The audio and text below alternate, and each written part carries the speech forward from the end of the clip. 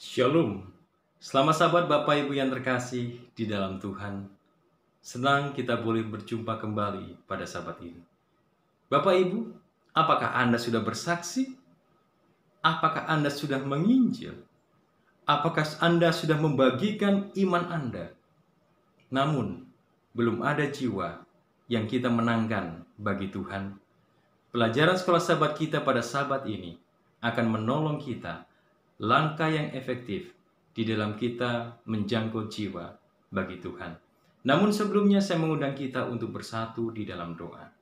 Bapa, ajar kami pada saat ini ketika kami akan belajar firman Tuhan melalui pelajaran sekolah sahabat agar kami boleh mengerti, kami boleh menghidupkannya dalam kehidupan kami, dan kami boleh menjadi saksi Kristus yang efektif untuk membawa jiwa-jiwa boleh dimenangkan bagi kerajaan surga. Berbicaralah kepada kami saat ini ya Bapa. Dalam nama Tuhan Yesus kami berdoa. Amin. Bapak Ibu yang terkasih di dalam Tuhan, judul pembahasan sekolah sahabat kita sahabat ini adalah membagikan kisah tentang Yesus. Dan saya akan meringkas tentang pelajaran sekolah sahabat kita yang kita sudah pelajari pada sepanjang minggu ini. Yang menarik bagi kita adalah di dalam judul ini dikatakan bagaimana kita membagikan kisah tentang Yesus. Apa yang Yesus sudah perbuat di dalam kehidupan kita, itu akan dapat menjadi sarana yang efektif untuk menolong orang lain pun menerima Dia. Seringkali kita bertanya-tanya, kenapa saya sudah menginjil? Kenapa saya sudah memberitakan firman, tetapi semuanya tidak dapat mencapai jiwa mereka dan mereka belum mau menyerahkan hidup mereka kepada Tuhan? Saudaraku, pertanyaan yang perlu kita renungkan adalah, apakah kita sudah meninggikan Yesus di dalam kesaksian yang kita berikan? Seringkali kita terjebak di dalam perdebatan-perdebatan tentang kebenaran doktrin Alkitab. Dan ketika itu yang terjadi, maka seringkali tidak ditemukan kata sepakat, tetapi justru menimbulkan pertentangan, menimbulkan permusuhan, sehingga kesaksian itu menjadi tidak efektif. Hal yang perlu kita lakukan adalah tinggikan Yesus. Ceritakan siapa Yesus dan bagaimana kuasa Yesus mengubahkan kehidupan kita. Saudara, ayat yang terdapat dalam 1 Yohanes pasal 5 ayat ke-13. Semuanya itu kutuliskan kepada kamu, supaya kamu yang percaya kepada nama Anak Allah tahu bahwa kamu memiliki hidup yang kekal. Ayat ini hampir sama dengan apa yang Yohanes tuliskan di dalam Yohanes pasal yang ke-20 ayat 30 dan 31. Bahwa maksud Yohanes menuliskan Injil Yohanes dan surat-suratnya yang lain adalah untuk menolong para pembaca percaya bahwa Yesus Kristus adalah Mesias Anak Allah dan agar mereka boleh beroleh hidup. Saudaraku, inilah sumber kesaksian yang perlu kita sampaikan kepada orang lain, yaitu bahwa jika mereka percaya kepada Yesus, maka mereka akan beroleh hidup kekal itu. Tetapi bagaimanakah kesaksian yang efektif? Bagaimanakah kesaksian yang dapat kita gunakan untuk membawa jiwa-jiwa itu datang kepada Tuhan? Dikatakan di sini bahwa kebenaran yang disajikan dalam konteks kehidupan yang berubah membuat semua perbedaan. Apa yang menjadi perbedaan dari penyampaian kita kepada orang lain adalah apakah hidup kita sendiri sudah diubahkan. Saudaraku, dicatat di dalam pelajaran hari Minggu bahwa ketika kita sebelum menerima Yesus dan sesudah menerima Yesus, adakah perubahan yang kita alami di dalam kehidupan kita? Ketika sebelum menerima Yesus dicatat di dalam Efesus pasal 2 ayat 1-3, kita masih sementara hidup di dalam dosa, kita masih mengikuti jalan dunia, kehidupan duniawi, kita masih menjadi orang yang jahat, menurut kepada roh-roh jahat, kita masih hidup dengan hawa nafsu daging, bahkan dikatakan kita patut untuk mendapatkan murka itu. Tapi ketika kita mengenal Yesus, adakah perubahan yang kita alami di dalam kehidupan kita?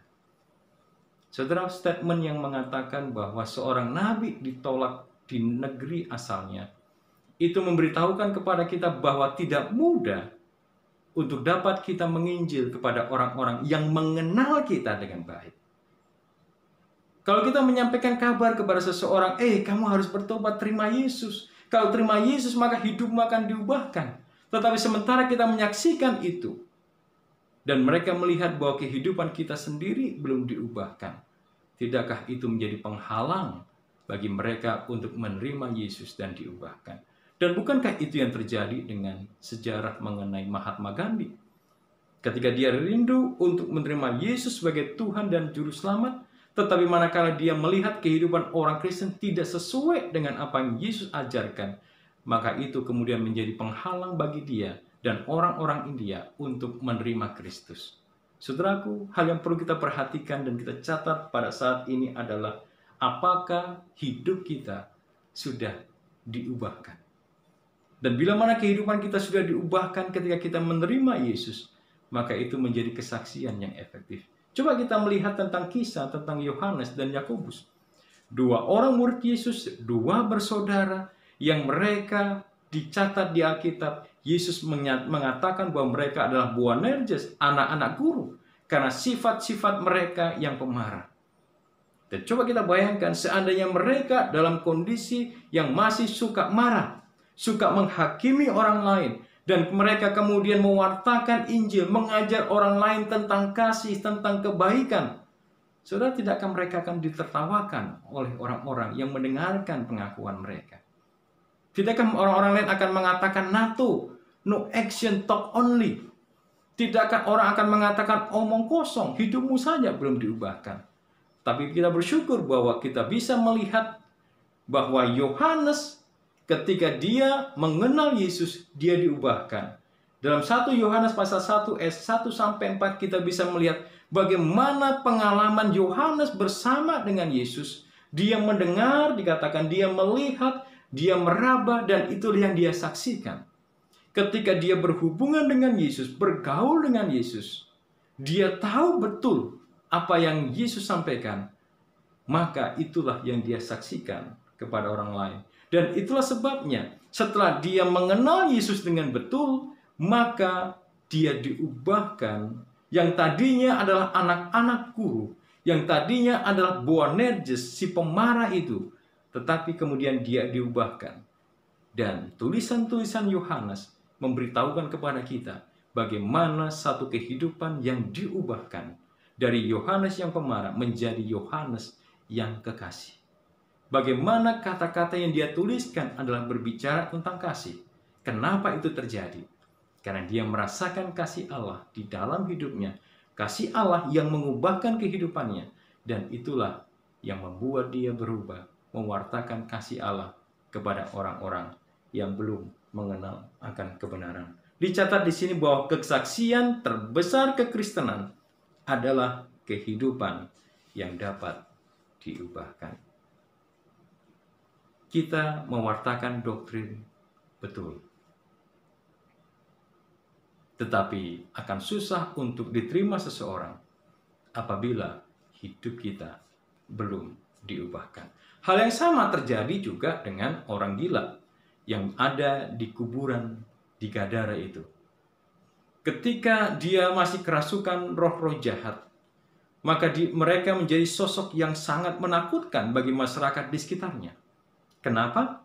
Karena mereka dapat mematahkan bahkan rantai yang kuat sekalipun. Dan mereka menyebabkan teror bagi masyarakat di mana mereka berada. Tetapi dicatat di dalam Markus pasal 5 ayat 17 ketika dia bertemu dengan Yesus. Dan Yesus kemudian mengusir setan-setan itu, memindahkannya kepada kawanan babi yang ada sehingga masuk ke dalam jurang itu. Maka firman Tuhan mencatat bahwa orang ini menjadi satu pribadi yang dibaharui. Ketika orang datang kepada Yesus, mereka melihat bahwa orang gila yang tadinya begitu menakutkan ini sudah waras. Tubuhnya sudah diubahkan. Dia sudah berpakaian dan menjadi satu manusia yang baru, yang jauh berbeda dari sebelum dia bertemu dengan Yesus. Saudaraku, apakah orang melihat itu terjadi dalam hidup kita? Apakah orang melihat perbedaan antara kehidupan kita sebelum dan sesudah kita mengenal akan Yesus? Dan perubahan yang dialami oleh orang gila yang tadinya kerasukan ini bukan hanya sekedar penampilannya, tetapi kita bisa melihat di sana adalah dia sangat rindu untuk duduk dekat kaki Yesus. Dia sangat rindu untuk mendengar Yesus berfirman, dan dia sangat rindu untuk mengikut kemanapun Yesus pergi. Saudaraku, ketika Anda dan saya mengenal Yesus, apakah ini juga menjadi kerinduan kita? Dan hal yang terpenting yang kita bisa melihat adalah ketika Yesus kemudian mendengar bahwa orang ini ingin mengikut Yesus kemanapun Yesus pergi, tapi Yesus katakan, pergilah, kembalilah kepada orang-orang sebangsamu dan ceritakan kepada mereka. Saudara yang terkasih, seorang yang percaya beriman kepada Yesus, seorang yang sudah diubahkan hidupnya di dalam Yesus, adalah orang-orang yang rindu untuk bersaksi kepada Yesus. Dan orang-orang yang sederhana dapat dipakai Tuhan untuk menjadi sarana bagi memenangkan jiwa-jiwa bagi kerajaan surga. Saudara yang terkasih dalam Tuhan, sudahkah kehidupan kita diubahkan? Mari kita introspeksi kepada diri kita. Itulah sebabnya Rasul Paulus mengatakan bahwa aku melatih diriku sedemikian rupa sehingga bila mana aku menginjil, jangan aku sendiri pun ditolak. Jangan mau menjadi calo tiket. Mereka menawarkan untuk pergi ke stasiun tujuan, baik itu di terminal bus ataupun di stasiun-stasiun. Mereka menawarkan, tapi mereka sendiri ketika orang lain naik menuju ke tujuan itu, mereka sendiri tetap ada di situ. Milikilah hati yang diubahkan. Milikilah kehidupan yang diubahkan. Sehingga ketika Anda memberitakan Injil, maka Anda sendiri pun tidak akan ditolak. Saudaraku, apa jaminan yang Tuhan berikan bagi mereka yang mau menerima Dia sebagai Tuhan dan Juru Selamatnya? Kalau kita baca di dalam 1 Yohanes pasal 5 ayat 11 sampai 13, Ibrani pasal 10 ayat 19 sampai 22 dan 1 Korintus 15 ayat 1 dan 2, kita akan mendengar jaminan yang Tuhan berikan bahwa kita akan beroleh keberanian untuk menghampiri takhta kasih karunia Allah. Kita akan memiliki hidup kekal yang Tuhan janjikan kepada kita, dan kita akan mendapatkan jaminan keselamatan itu bagi masing-masing kita. Inilah pekabaran yang bisa kita sampaikan kepada orang lain, yaitu jaminan ketika mereka menerima Tuhan, maka hidup kekal itu, keselamatan itu Tuhan berikan kepada mereka. Dikatakan di sini, jika dengan iman kita telah menerima Yesus dan Dia hidup dalam hati kita melalui Roh Kudus-Nya, maka karunia kehidupan kekal adalah milik kita. Apabila kita sudah menerima Yesus dan Dia mengubahkan kita melalui tuntunan Roh Kudus yang hidup tinggal di hati kita, mengubahkan kita, maka karunia hidup kekal itu menjadi milik kita. Tentu saja ini bukan berarti bahwa sekali percaya saja kita akan selamat seterusnya, tentunya tidak. Karena ternyata dalam kehidupan kita ada pilihan-pilihan yang kita harus buat setiap hari di dalam kehidupan kita. Kita dapat memilih untuk tetap percaya kepada Tuhan, mengikut Dia dengan sepenuh hati kita, ataukah kita memilih untuk meninggalkan Tuhan. Pilihan ada pada kita. Tetapi ketika kita percaya kepada Tuhan dan hidup dituntun oleh Roh Kudus, maka jaminan yang Tuhan berikan adalah bahwa kehidupan kekal, karunia kehidupan kekal, keselamatan itu menjadi milik kita. Tetap pegang keselamatan itu. Dan hal yang lain lagi yang disampaikan dalam pelajaran kalau sahabat kita adalah bahwa dalam Galatia pasal 2 ayat 19 dan 20 mengatakan, "Aku telah disalibkan dengan Kristus, namun aku hidup, tetapi bukan lagi aku sendiri yang hidup, melainkan Kristus yang hidup di dalam aku." Saudara, apa yang dikatakan di sini bahwa aku telah disalibkan bagi Kristus. Saudara, ketika kita dimandikan, maka Roma pasal 6 mencatat bahwa kita mati bagi Kristus dan kita bangkit bagi Kristus. Dan dicatat di sini bahwa aku telah disalibkan bagi Kristus. Saudaraku, tentunya kita tahu bahwa salib adalah kematian yang paling mengerikan. Karena orang dapat berhari-hari tergantung di kayu salib sampai akhirnya dia menderita, dia meninggal. Orang dapat menderita selama berhari-hari sampai akhirnya kemudian dia meninggal dunia. Saudaraku, disalibkan bagi Kristus. Tentunya ada banyak hal yang menyakitkan ketika kita menerima Yesus. Kita harus tinggalkan manusia lama kita yang mungkin selama bertahun-tahun bahkan puluhan tahun itu menjadi sifat tabiat kita. Tapi kemudian kita harus tinggalkan itu, kita harus bergumul untuk mematikan itu. Tentunya ini bukan perkara mudah. Dan juga ada banyak orang ketika dia menerima Yesus, maka dia benar-benar mengalami penderitaan dalam kehidupannya. Dia mengalami aniaya, dia mengalami kebencian, siksaan, bahkan harus mati syahid oleh karena penerimaannya akan Yesus Kristus. Itulah resiko yang dapat kita ambil. Tetapi dicatat di sini bahwa kesaksian yang kuat yang memiliki dampak yang mengubah hidup pada orang lain berfokus pada apa yang dilakukan Kristus bagi kita. Sebagai kesimpulan pada sahabat ini, saya rindu membacakan kutipan dari tulisan Roh Nubuat dalam buku Alfa dan Omega jilid 5 halaman 372 sampai dengan 373. Dikatakan di sini bahwa suatu iman yang hanya nama saja di dalam Kristus, menerima Dia hanya sebagai juru selamat dunia ini, tidak akan pernah membawakan kesembuhan kepada jiwa. Iman yang membawa keselamatan bukannya hanya yang berkenan kepada akal dan kebenaran.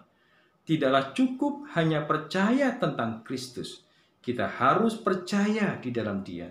Satu-satunya iman yang membawa faedah bagi kita ialah menerima Dia sebagai juru selamat pribadi dan yang memperuntukkan jasa-jasanya bagi kita. Pengakuan kita akan kesetiaannya adalah pilihan surga untuk menyatakan Kristus kepada dunia ini.